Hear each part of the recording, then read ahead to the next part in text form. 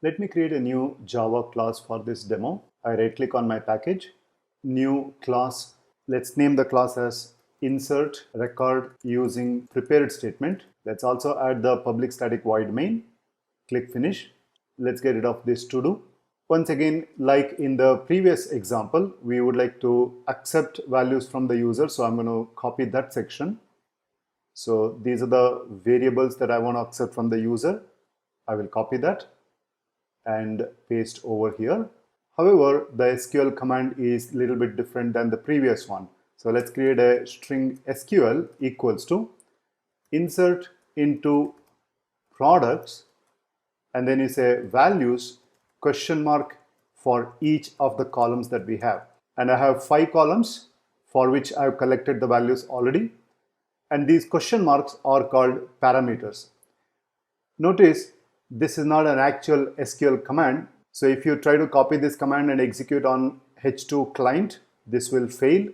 But this is going to be sent from the Java program to the actual H2 database server, and there it gets pre-compiled and kept in user session. Whenever we have data, we have to send the data instead of the actual SQL command. To do that, let's create a try catch block. And in the catch block, I want to handle all exceptions, and the way I want to handle is by printing its stack trace. And in here, let's create a couple of variables.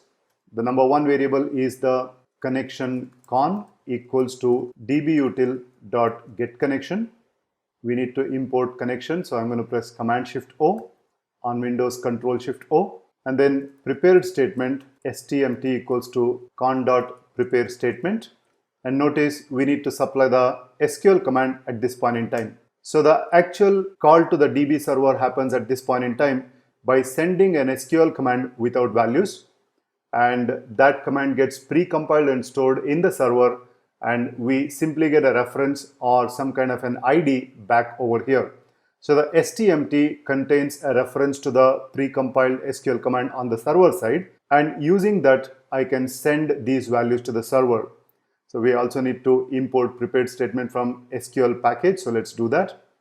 And now I have here stmt.execute.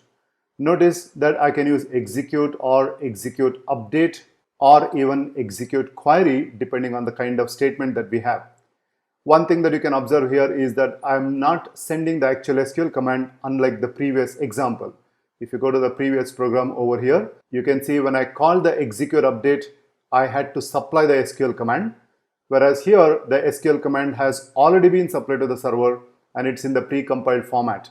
When we do this, it is now going to execute on the server side, but we haven't supplied the values yet, so this would be an error. In order to send the values before calling the execute update, you may have to say stmt dot and then call one of the set functions.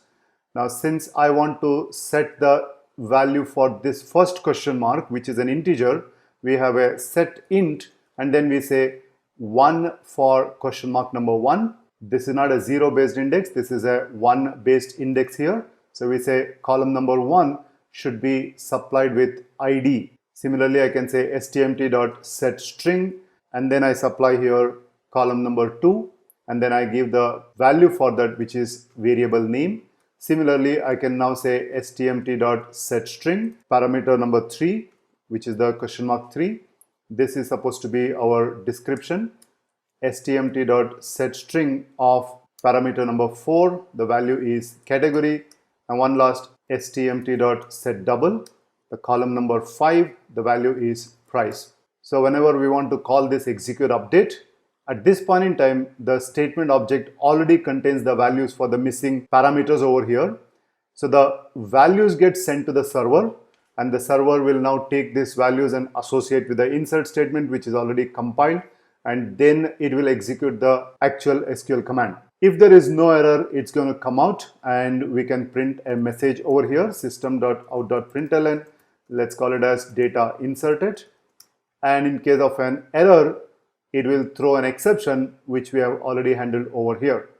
So whether there was an exception or no exception, when you come out of this try catch block, both con and stmt gets closed automatically. Let's save this and try running the code. and insert a new record. So let's right click, run as Java application.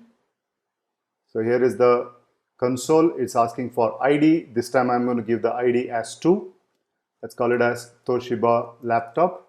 And let's give some description. Let's say 1.5 gigahertz speed, and let's assume it's going to be around 8 GB of RAM. Let's press enter, give the category as electronics once again like the previous case, and the price probably around 25,000. Press enter. You can see it says data inserted and the program terminated. So if I go back to our H2 console and select start from products, if I rerun that, you will see that the second record is also inserted. So let's go back to Eclipse. In the next lecture, let's insert multiple records using a batch execution.